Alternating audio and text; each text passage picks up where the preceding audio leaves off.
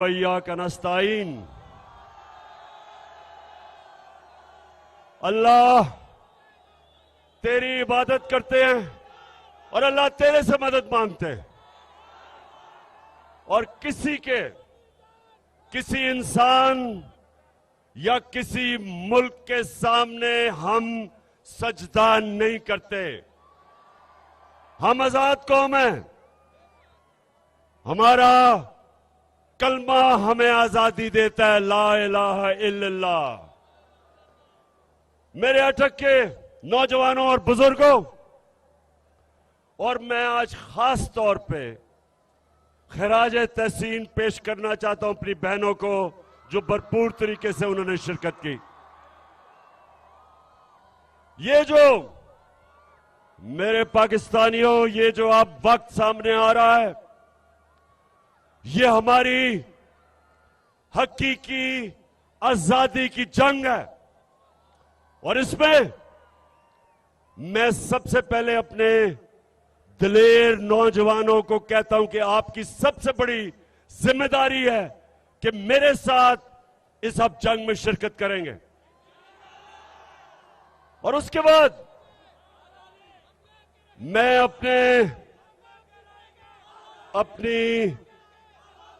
अपनी ख्वातीन को, अपनी बहनों को, सबको कहता हूं कि आपने शिरकत करनी है। जिस तरह तहरीके पाकिस्तान में हमारी ख्वातीन ने शाना बशाना हमारे मर्दों के साथ उस तहरीक में शिरकत की थी। मेरे पाकिस्तानियों, ये हमारे मुल्क पे एक फैसला कुन वक्त है। बहुत बड़ा फैसला होने जा रहा है कि क्या हम एक आजाद मुल्क बन के रहेंगे या ये अमरीकियों के गुलामों की गुलामी करेंगे। ये फैसला कुन वक्त है। मैंने फैसला किया है कि ये पॉलिटिक्स नहीं, ये जहाद है। मैंने ये फैसला किया कि मैं किसी सूरत, जब तक अल्लाह ने मुझे जिंदा रखा, मैं कभी इन चोरों को, डाकुओं को, गुलामों को कभी कबूल नहीं करूंगा। अल्लाहू अल्लाहू अल्लाहू अल्लाहू अल्लाहू अल्लाहू। ये सभी जब न थी, ये जहां जब न था। मेरे पाकिस्तानियों, मेरे अटक के गयूर शहरियों, और खास तौर पे मेरे दिलेर नौजवानों, अब सब तैयारी करो। और मैं सबसे पहले आपको यह बताना चाहता हूं कि क्यों हमने अपनी आजादी की जंग लड़नी है। देखें, दो तरह की गुलामी होती है। नौजवानों, अब मेरी गौर से बात सुनना है, और खास तौर पर बहनों, क्योंकि आपने अपने बच्चों को इस चीज ये बात बतानी है। जिस तरह मेरी वालदा ने मुझे बताया जब मैं छोटा था, कि उन्होंने मुझे एहसास दिलवाया कि मुझे कहती, तुम्हें पता नहीं कि गुलामी क्या होती है। तुम खुशकिस्मत हो कि आजाद पाकिस्तान में पैदा हुए। हम एक गुलाम हिंदुस्तान में पैदा हुए थे। और गुलामी यह है कि जो पाकिस्तान और हिंदुस्तान था, यहां के लोग ऊपर नहीं जा सकते थे क्योंकि ऊपर अंग्रेज बैठा था। हमें अंग्रेजों की जंगें लड़नी पड़ी। लाखों लोग हिंदुस्तान से पहली जंग अजीम में कुर्बान हुए, अंग्रेजों की जंगों में, और फिर दूसरी जंग अजीम में यहां से लाखों लोग जाके अंग्रेज की जंग में मरे। और अरबों डॉलर हिंदुस्तान के लोगों का पैसे से अंग्रेज ने अपनी जंगों में इस्तेमाल किया। यह है जबकि एक कब्जा करके आपके ऊपर लोग गुलाम करते हैं। लेकिन दूसरी गुलामी कि जब हमें हुक्म मिला एक अमेरिका से हुक्म आया जनरल मुशर्रफ को कि तुम अगर हमारी जंग में शामिल नहीं होगे तो हम तुम्हें बम मार के तुम्हारा मुल्क तबाह कर देंगे। अंग्रेजी में उसने कहा we will bomb you into stone age. तो क्या हुआ? बदकिस्मती से उस वक्त जो हमारे मुल्क का सरबराह था उसने अपने लोगों की दिफा नहीं की, घुटने टेक दिए और हमें फतह किए बगैर हमें अमेरिका की जंग में ले गया। हमारे 80,000 लोग उस जंग में कुर्बान हुए। 3 गुना हमारे फौजी अमेरिका से 3 गुना ज्यादा हमारे फौजी अमेरिका की जंग में कुर्बान हुए। 100 अरब डॉलर से ज्यादा पाकिस्तान का पैसा खर्च हुआ उस जंग पे। 2 किस्म की गुलामी, एक को कहते हैं कॉलोनियलिज्म, जब आपके ऊपर फतह करके एक मुल्क हावी हो जाता है, जो अंग्रेज की गुलामी थी। और दूसरी को कहते हैं पाकिस्तानी और नौजवानों नियो कॉलोनियलिज्म, के फतह किए बगैर आपको गुलाम बना लेते हैं। और ये हमारी बदकिस्मती कि हमारे मुल्क ने जब से हम आजाद हुए और जब से हमारा अजीम लीडर कायदे आजम, जो एक गुलाम हिंदुस्तान में एक आजाद इंसान था, जो मेरा लीडर था, जो हमेशा हम उसको लीडर मानेंगे, ईमानदार था, दिलेर था और आजाद था, खुददार था। उसके बाद कभी इस मुल्क ने, कभी भी हमारे मुल्क ने, सिवाय छोटा सा वक्त था कि भुट्टो ने कोशिश की, जुल्फिकार अली भुट्टो ने, कि पाकिस्तान आजाद फॉरेन पॉलिसी बने, हमेशा हमें हुक्म मिलते थे, हम अपनी आजाद फॉरेन पॉलिसी नहीं बनाते थे। और आजाद फॉरेन पॉलिसी का मतलब कि वो फॉरेन पॉलिसी जो अपने लोगों के फायदे में होती है, जिधर आप अपने आप को दूसरे मुल्क के लिए कुर्बान नहीं करते। तो जब मुझे आपने इक्तदार में भेजा तो मैंने हमेशा आपसे वादा किया था कि ना मैं कभी किसी को सामने झुकूंगा और ना आपको कभी किसी के सामने झुकने नहीं दूंगा। तेरा पाकिस्तान है, ये मेरा पाकिस्तान है। तेरा पाकिस्तान है, ये मेरा पाकिस्तान है। इस पे दिल कुर्बान, इस पे जान भी कुर्बान है। वो इस पे दिल कुर्बान। तो फिर क्या हुआ? हमारे यहां जो इस मुल्क में करप्ट तरीन टोला, जो बाद में जिनको मैं 3 स्टूजेस कहता था, एक था इस मुल्क का, अब मैं क्या करूं, मुल्क की सबसे बड़ी बीमारी जरदारी, एक तो वो था, और 2 भाई जो 30 साल से इस मुल्क को लूट रहे हैं। एक बाहर बैठा हुआ, वो बाहर बैठ के पाकिस्तानी फौज को बुरा भला कहता है, और छोटा भाई जो भी बूट देखता है पॉलिश करने शुरू कर देता है। ये 2 भाई, और फिर तीसरा कौन है?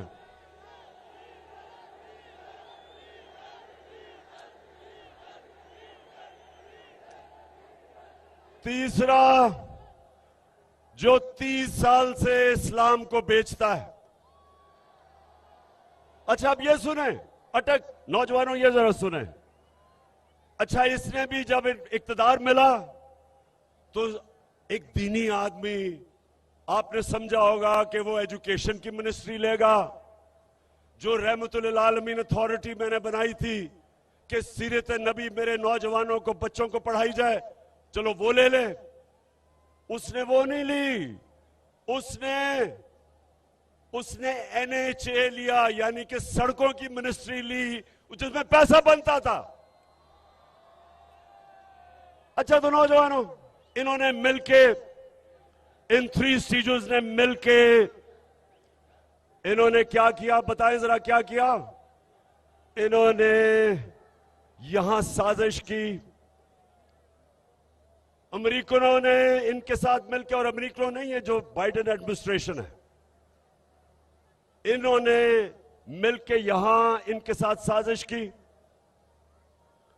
इन्होंने हमारे लोगों को अमेरिकन एम्बेसी में बुलाया, उनको तैयार किया, और उसके बाद एक डोनाल्ड लू, एक अमेरिकी अंडर सेक्रेटरी, उसने बुला के हमारे एम्बेसडर को अमेरिका में कहा कि अगर आप इमरान खान को इस अदमे एतमाद में, अगर इसको आपने जिता दिया, यानी अगर ये अदमे एतमाद फेल हो गई इमरान खान के खिलाफ, तो पाकिस्तान के खिलाफ, पाकिस्तान को हम आइसोलेट करेंगे, इसके खिलाफ हम एक्शन लेंगे, धमकी दी।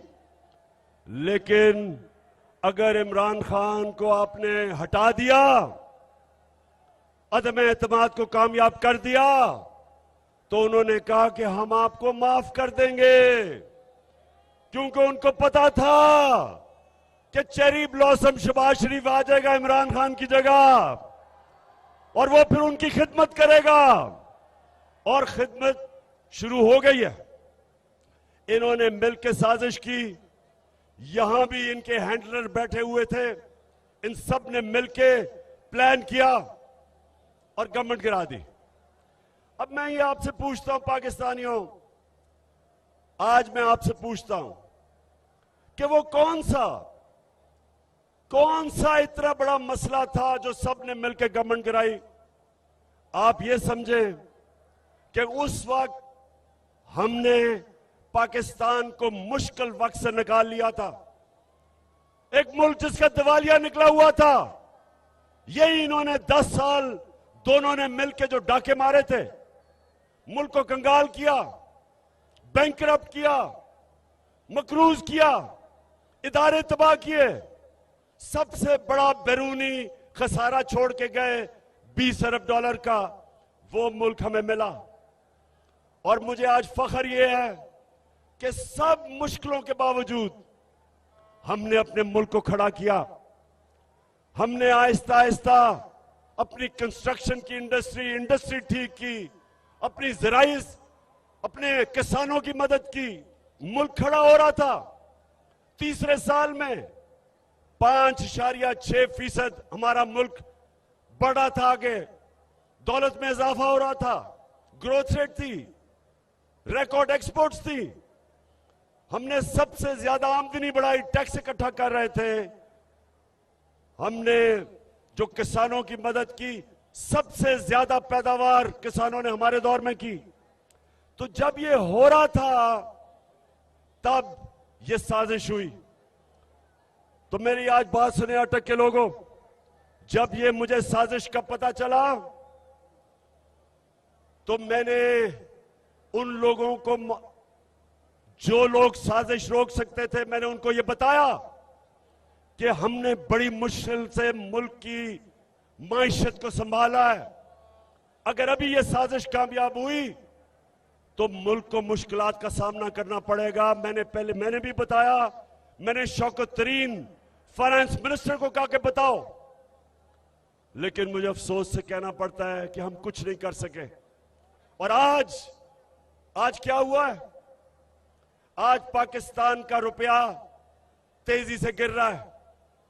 हमारे जो फॉरेन एक्सचेंज रिजर्व्स हैं वो इन 2 महीनों में 30% गिर गए हैं। हमारी स्टॉक एक्सचेंज नीचे, महंगाई, हर चीज महंगी, बिजली महंगी, आगे मजीद और महंगाई, हमारी माइशत नीचे जा रही है। कौन जिम्मेदार है इसका? कौन जिम्मेदार है? बताओ अटक के लोगों, कौन जिम्मेदार है इसका? और मैं जो आज आपके पास आया हूं, मेरे पाकिस्तानियों याद रखो कि ये वक्त अब है कि आपने अपने मुस्तकबिल के लिए, अपने बच्चों के मुस्तकबिल के लिए आपने सबने मेरे साथ निकलना है। क्योंकि ऊपर कौन बैठे हैं? ऊपर कौन बैठा है? सबसे पहले शहबाज शरीफ। अब ये सुने जरा इसका, 24 अरब रुपए के इसके ऊपर केसेस हैं। 24 अरब रुपए के केसेस इसके ऊपर। और अब क्या हो रहा है? इसको एनओरो मिल रहा है। एफआईए जो इसके ऊपर, जिसने उसके ऊपर केस बनाए थे, अब एफआईए सारे केस खत्म कर रही है। आसिफ जरदारी जिसके ऊपर अरबों रुपए के केसेस नैब में, आसिफ जरदारी कहता है कि नैब में मैं इस्लाहात करूंगा। पाकिस्तानियों, ये है क़यामत की निशानी कि आसिफ जरदारी नैब की इस्लाहात कर रहा है।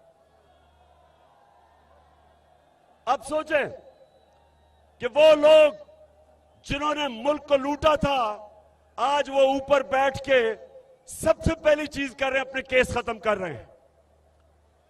जो इंटीरियर मिनिस्टर है वो कातिल है, 18 कत्ल किए हुए हैं।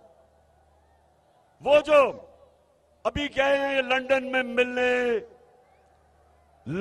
में मिलने गए हैं नवाज शरीफ को, वो सजा याफ्ता है, उसको सजा मिल चुकी है। वो भगौड़ा है, भागा हुआ है। उससे प्राइम मिनिस्टर जाके मुल्क के फैसले कर रहा है। और जो उसकी बेटी है नवाज शरीफ की, वो भी सजा याफ्ता है, उसको प्रोटोकॉल मिल रहा है प्राइम मिनिस्टर का। उसके पीछे रेंजर्स और पुलिस फिर रही है, जिसको सजा दे चुका है हमारा सुप्रीम कोर्ट, और वो बेल पे है, जमानत पे है। तो अटक, मेरे नौजवानों, मेरे बुजुर्गों, मेरी बहनों, नबी सल्लल्लाहु अलैहि वसल्लम ने कहा था कि कौम तब तबाह होती है जब जेलों में सिर्फ छोटे चोर हो, सिर्फ भैंस चोर और मोटरसाइकिल चोर और छोटे चोर जब जेलों में जाते हैं और बड़े बड़े डाकू को आप नहीं पकड़ते, वो मुल्क तबाह हो जाता है। ये आपके सामने मुल्क तबाही की तरफ जा रहा है। इसलिए आपने निकलना है कि जब बड़े बड़े डाकू बड़े बड़े ओहदों पे बैठ जाए, सारों ने बड़े बड़े ओहदे संभाल के अपने केस खत्म करें, और वो ऑफिसर एफआईए का डॉक्टर रिजवान, मैं आज उसको सलाम पेश करता हूं कि उसने जो केस शहबाज शरीफ के ऊपर बनाए, हमारे बेचारे गवर्नमेंट के ऑफिसर डरते हैं, इस माफिया से डरते हैं। कितने लोग हैं जो इन्होंने मरवाए हैं। डॉक्टर रिजवान जब उसने हमजा शरीफ को बुलाया और उससे जब सवालात पूछे कि किधर से ये मकसूद चपड़ासी के पास 3.25 अरब रुपया आ गया, नौकरों के पास 16 अरब रुपए किधर से आए, तो हमजा शरीफ बजाय उसके जवाब देता, उसको उसने धमकी दी, उसको डराया कि तुम्हारी जुर्रत कैसे है कि मुझे पूछ रहे हो ये सवाल। लोग डरते हैं इनसे। इसलिए डॉक्टर रिजवान, आप जैसे लोगों को हम सलाम करते हैं कि इस माफिया को, इसके बावजूद कि आपको खतरा है, आप इनके खिलाफ एक्शन लेते हैं। कितने लोग इन्होंने मरवाए। एयान अली का जो कस्टम ऑफिसर था उसको मरवा दिया। वो जो शहनशाह था जिसने बेनजीर के साथ होता था जब वो कत्ल हुई, उसको मरवा दिया। एक जस्टिस सजाद था, जरदारी ने उसको मरवा दिया। जो इनके केसेस के पीछे जाता है उनको जान का खतरा होता है। तो अगर मेरे पाकिस्तानियों ये कामयाब हो जाते हैं, हमारे मुल्क तबाही की तरफ जाता है, हमारे इदारे तबाह, कोई नहीं खड़ा होगा इनके खिलाफ। ये खुल के चोरी करेंगे, सब डरेंगे, मुल्क को लूटेंगे। और इसीलिए मेरे नबी सल्लल्लाहु अलैहि वसल्लम ने कहा था कि बड़ी कौमें तबाह हुई। तुम्हारे से पहले जो सिर्फ छोटे चोरों को जेलों में डालती थी और बड़े बड़े डाकुओं को नहीं पकड़ सकती थी। ये है हमारे तबाही का रास्ता। और इसलिए मेरे अटक के लोगों और मेरे पाकिस्तानियों, इसलिए आपने सबने मेरे साथ निकलना है। जब मैं आपको कॉल दूंगा 20 तारीख के बाद, आपने सबने निकलना है और आपने किसी चीज का खौफ नहीं होना चाहिए आपको। नौजवानों, मेरे नबी सल्लल्लाहु अलैहि वसल्लम ने मदीना में क्या किया था, आपको मैं आखिरी बात करने जा रहा हूं, गौर से सुने। वो मदीना के लोग जिनकी कोई हैसियत नहीं थी, मेरे नबी ने क्या किया था कि वो दुनिया की इमामत करने लग गए। थोड़ी देर में अजीम लोग बन गए। मदीना के लोगों की मेरे नबी सल्लल्लाहु अलैहि वसल्लम ने खौफ की जंजीरें तोड़ दी, उनके खौफ खत्म कर दिए। खौफ की जंजीर जो इंसान को ऊपर नहीं आने देती, उसकी परवाज ऊपर नहीं जाती। डरे हुए लोग कभी आजाद नहीं होते। जब उन्होंने उनकी खौफ की जंजीरें तोड़ी, वो लोग अजीम लोग बन गए। आपके सबको समझना चाहिए कि ये जो आप आजादी की, हमारी हकीकी आजादी की जो हमारी तहरीक है, अपने खौफ खत्म कर दें। 3 ही खौफ होते हैं इंसान को। मौत, इंसान को सबसे बड़ा खौफ होता है कि मुझे मार ना दें। अल्लाह का हुक्म है कि जिंदगी मौत अल्लाह के हाथ में है। दूसरा खौफ कि मुझे जलील ना कर दें। अल्लाह ने कहा कि इज्जत जिल्लत मेरे हाथ में है। और तीसरी, रिस्क, मेरी नौकरी ना चली जाए, मुझे नौकरी से ना निकाल दें। अल्लाह ने कहा हुआ है कि रिस्क मेरे हाथ में है। तो डर किस चीज का, किस चीज का डर है आपको? इसलिए आपने सबने मेरे साथ निकलना है। और मैंने इंशाअल्लाह जब मैं आपको कॉल दूंगा, हम कभी इस्लामाबाद में जब तक ये इलेक्शन नहीं अनाउंस करेंगे, ये हमारी तहरीक जारी रहेगी। कोई पीछे नहीं हटेगा। सारी कौम को मैं आज दावत दे रहा हूं। तहरीक इंसाफ को नहीं दावत दे रहा, अपनी कौम को दावत दे रहा हूं, पाकिस्तानियों को दावत दे रहा हूं। सारे अपने लोगों को, नौजवानों को, बच्चों को, फैमिलीज को, अपने सरकारी नौकर, अगर वो डरते हैं नौकरियां चली ना जाएं तो अपनी फैमिलीज को भेजना। हमारे पुलिस वाले, हमारे फौजी अपनी फैमिलीज भेजें, क्योंकि ये पाकिस्तान की आजादी की जंग है। ये मेरी जंग नहीं है, ये हमारी आजादी की जंग है। 2 किस्म की, ना हम किसी दूसरे बाहर के मुल्क की गुलामी करना चाहते हैं और ना ही हम इन चोरों की गुलामी करना चाहते हैं। 2 किस्म की हमारी जंग होगी। बाहर की जो साजिश इस मुल्क में अपने पुतले रखने के लिए, उससे हमने आजाद होना है। और ये जो चोर और डाकू हमारे ऊपर मुसल्लत हो गए, इनसे आजाद होना है। अटक के लोगों, आप तैयार हो? हाथ खड़ा करके बताओ। इंशाअल्लाह मैं आप सबको मैं मिलूंगा इस्लामाबाद में। जो इस्लामाबाद नहीं आ रहा है वो अटक में निकलेंगे, लेकिन निकलना हर पाकिस्तान के शहरी ने है। और ये मेरा पैगाम सबको है कि जो भी कोशिश करेंगे आप, मैं जेल जाने के लिए तैयार हूं, लेकिन मेरी कौम निकलेगी।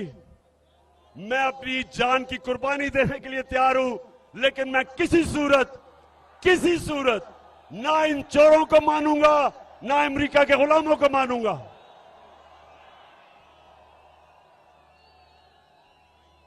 अटक के लोगों, आज जिस तादाद में आप निकले हो, और जो मेजर साहब आपको, अमीन असलम आपको और जुल्फी बुखारी आपको, सबको, और जितने भी उन्होंने भी ऑर्गेनाइज किया है, मैं सबको खराज तहसीन पेश करता हूं। सिर्फ आपने ग्राउंड बोर्ड थोड़ा और पीछे करते तो और लोग आ सकते थे, बाहर भी इतने ज्यादा लोग हैं, लेकिन आज मैं आप सबको खराज तहसीन पेश करता हूं और इंशाअल्लाह आपकी और मेरी अब मुलाकात इस्लामाबाद में होगी। पाकिस्तान जिंदाबाद।